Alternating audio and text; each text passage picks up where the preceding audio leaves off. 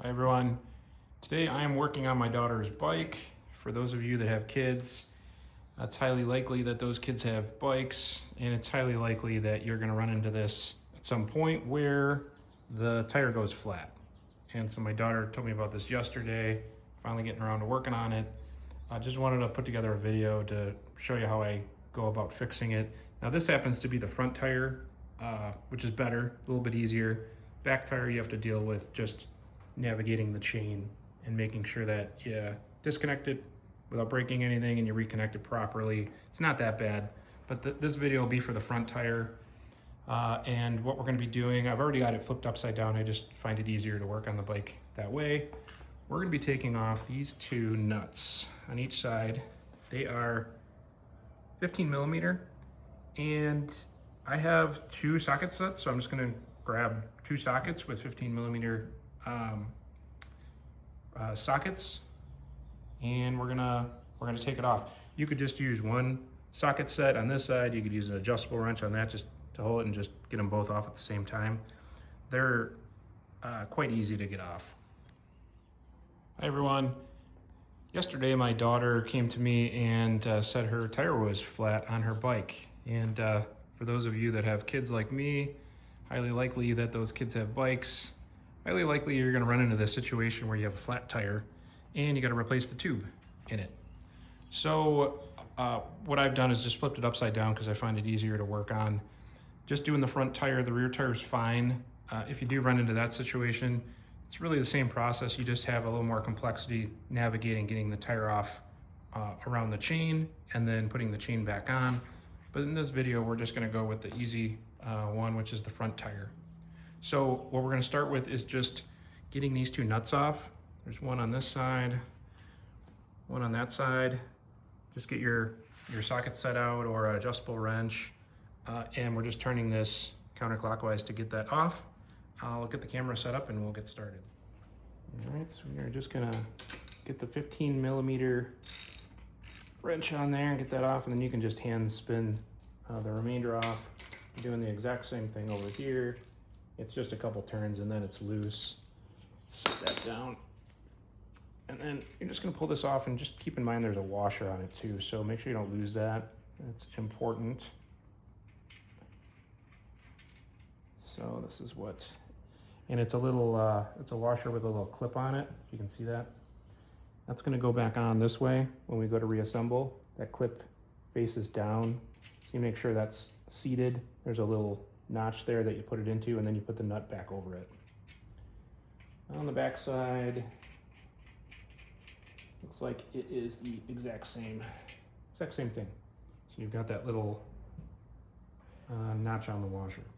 So I'm going to put this somewhere safe, and then all we're going to do is, oh yeah, and I forgot. So with the brake, taking this off, I could get it off. I will have to open up the brakes down there. We'll do that next. So just so you can get a better view, and I totally forgot about this, when you try to lift the tire up, you know, I could pull it through there, but those brakes are just tight enough where either way, we're gonna have to open those up to be able to put the new tire on. It's gonna be a little tough without loosening those brakes up a bit. I'm gonna get, looks like I need an Allen key. I'm gonna get that, and then I'll show you how I go about doing that. All right, so I just had to look at this for a second. I'm gonna bring the camera down here to give you guys the best view I can. So, what we're gonna do is we're just gonna take the cable out of this little connector here, and I'll do my best. There's a little boot, if you can see, and then all we're gonna do is push together these arms, and then this little cable drops right out of this little arm, right about there. And then you can see it opens right up. No other brake adjustments to do. That'll make it easier when we put things back together. You could, of course, if you're wanting to rechange the tension on the brakes, we could have undone that Allen key there and just taken the full tension off. This is just the easiest way with these kind of brake types. One way or another, you just want to open up that brake pad so you can get the tire off and on easily. All right, now that we've disengaged the brakes so those brake pads are out of the way, all you gotta do is lift up, take the tire out, and then we're gonna just set it here for now. And I'm gonna go find my tool. There's a tool that comes with, when you do this a few times, you get a tool in the box for the new tube that we're gonna buy. I'll show you what that looks like. I've got a couple just sitting here. I haven't gone and bought the tube yet, but if you're doing this at home, you definitely wanna go get the new tube that you're gonna replace it with first, because it'll have the tool in there where it should. You can confirm that. One thing on the side of the tire, it tells you the size. So you can see for this one, it is trying to get the focus to work. It is a 24 by 1.95 tube. So that's what we're gonna be looking for. I generally find these at Walmart, and you can probably go to just about any store. They should have this pretty standard size, 24-inch kids bike tire. So I'm gonna go find my tool and we'll just get that done right now before I go get the other one. All right, just so I don't have to do this on the ground, I got a couple boxes I'm gonna put this on. This is what the tool looks like that comes with at least the replacement tubes that I bought. And I actually bought one, but it was for my bike, so it's just the wrong size. But this is the brand, and I opened it up just to see what was in it, and it comes with two of these different tools. So just FYI, probably want to just double check at the store that you got one of those tools in the box if you don't already have one. But this brand, sorry, I got it upside down, comes with it. So one thing I always do is just make sure I remember what the orientation of the tire is. Put it on the same way you take it off is generally a good rule of thumb, in case I didn't mention that already. So I'm gonna take this tool, and all I'm gonna be doing is just trying to dig it down underneath the rim here, and we'll just try to do it. And you're just trying to get the bottom of see the tire itself, and then you just kind of work it around slowly. That's why it's rubber, so you don't scrape up the rim. And you just work it around until you've got, hopefully I got all this on the camera. There we go. All right, so that's one side. And then once you've got that out, I'm trying to do this so you can see it on the camera. You can just slowly work off the other side. There, so you can see. Oh, I'm running into the stems right here, so I'll do it going this way. I guess I could just push that up there. So there's the stem sticks through there too, so if you just push that in, and then you can just start taking everything off. All right. And from there, you're just gonna take out the old tube. That just comes right out. Again, this is the orientation of the tire, so I'll leave it that way. Flip it back up and put it back in just the way we had it. All right, so we got the tube out. That can get tossed, and I'm gonna go to the store and get my new 24-inch tube to install. One note, the tube that was in here, I don't know if I did this or if this is the way it came from when we bought the bike, but that says 24 by 1.75 to 2.25. I think that's the general size range that it comes in. So I'm gonna look for that when I buy the new one.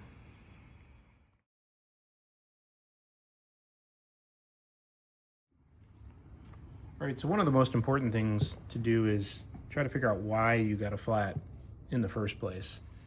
Because if you got a flat on this one, possible that there's something in the tire, maybe like a I don't know, something sharp or something poked through it.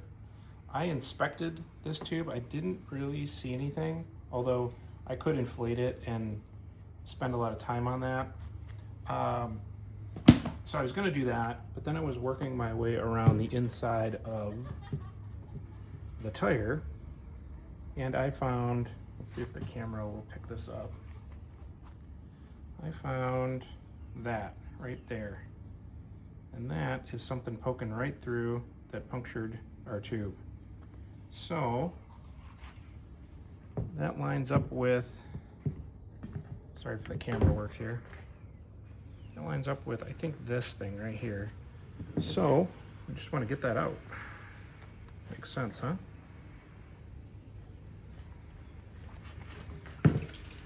Sometimes you gotta just push it out from the inside too.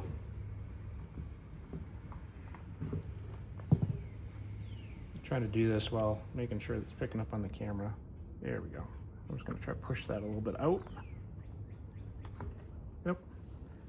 So you can see that right there, poked it out. We're gonna grab it, take it out. Let's see if the camera will pick that up, but that's what was in there.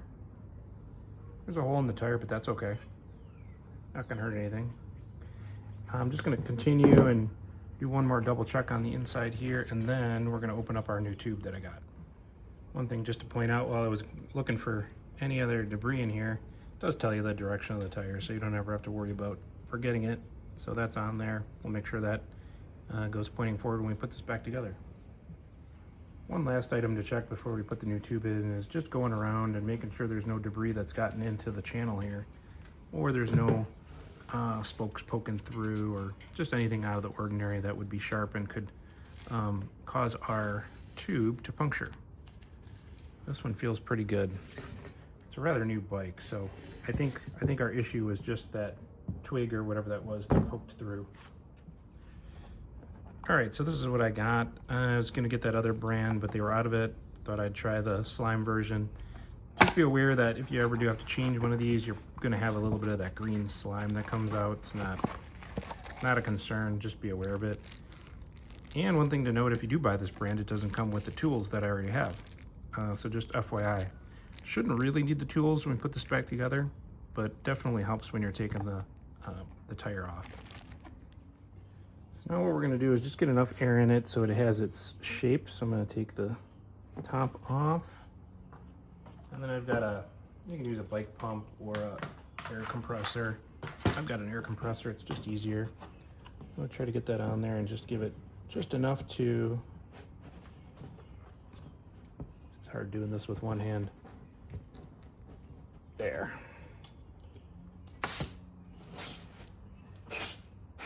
Just a little bit. There. Just so it has its shape. We'll fill it up all the way once we have the tire back on. Okay, so the first thing, as you might imagine, is just to get this thing fit back in. You just work it around. It's probably the easiest part. Just trying to reach around here around the camera. Okay. First time I did this, I did it without it being inflated, and this is much better. So definitely put a little air in it. Okay, so we've got that ready, and I'm going to get the frame, or the rim. All right, so the first thing we want to make sure we do is find where the stem goes through. Hopefully you can see that without my fingers in the way. So that's the hole. I'm going to get that through. We want to make sure that's lined up going straight through, no issues with it. Now on the back side, we're just going to work that around while holding the stem firm. We're just going to work it around. We're trying to get both sides of this. I'll show you what the other side looks like here in a minute. Well, the camera work's not great, but I'm just working my hands around here to try to make sure. Yep, we still got the stem in. We're just, there, move that so you can see it. We're just trying to get this back side across the rim, slowly but surely. Just takes a little bit of force. Okay, and then you can double check that you got everything. There's no issues with the tube. You want to make sure your stem's nice and straight. We're gonna check the other side. Looks good. Gonna look all the way around it. Just make sure it's on there good. Okay, now I'm gonna put a little more air into the tire so that this is firm and that the outer tire seats up against the rim. Let's get some air in it. I'm just gonna put that on there. Oops. This is always a tricky, kind of need an extra set of hands here because it wants to seat back in.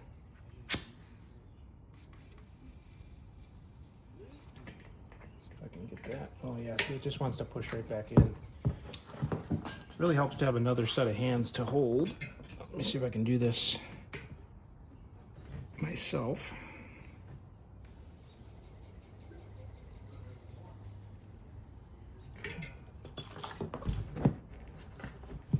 Yeah, so now we're getting there. Let's see if we can get it one more time without it squishing in there. Sorry you have to struggle to see this.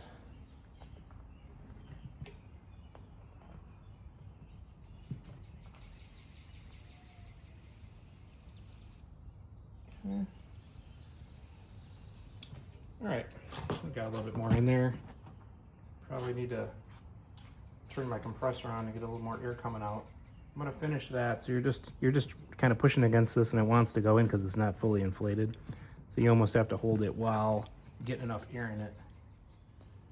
All right, so now that I was able to get a little bit of more air in it, I can pump it up, and I'm gonna put it at about 30 PSI.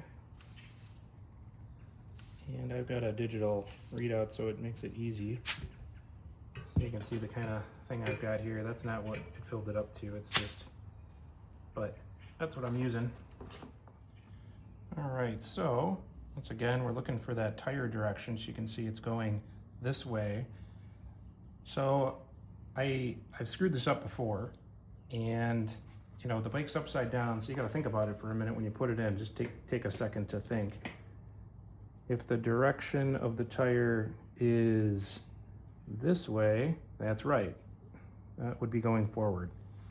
All right, just double checking that. Now let's put the washer, that clip washer, and nut on. And just like we said at the beginning, there's this little tab on there, so we're gonna slide that so that's facing down. And I usually use one finger to just hold it. And you can just kind of hand tighten this on. Yep, so it's stuck in the tab, just hand tighten. We'll grab the other one, repeat on the other side, and then we'll be ready to tighten them down. There's probably a specific torque level. I'm gonna go dead torque level tight. That should be good. Repeat on the other side. Okay, so that's done. Now I'll reposition the camera and we'll reconnect the brake. So just like you took this off, we're gonna be squeezing this together. You can see how it's got a little hole there. We're trying to get this right here to fit right in there. So if I can get the camera set, all you're doing is pushing on both of these arms.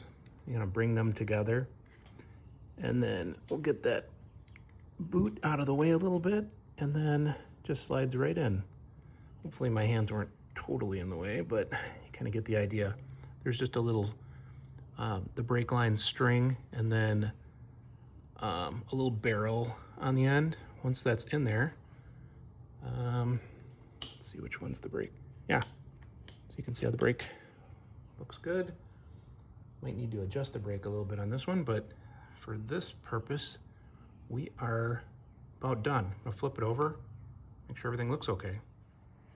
All right, so the last step was just putting the I don't know what you call it, the cap on. I'm not gonna use that green one. I just saved the one from the previous tube that had a hole in it, so it matches the rear one. I'll double check the tire pressure on the rear tire, but otherwise this thing's good to go. I hope this helped. It's probably not up to a bicycle shop standards, but it's a pretty simple job. Hopefully this gives you the confidence to go ahead and do it yourself. Shouldn't really take much longer than 30-45 minutes with a trip to the store to get a new tube. Hope this helps. Thanks for watching.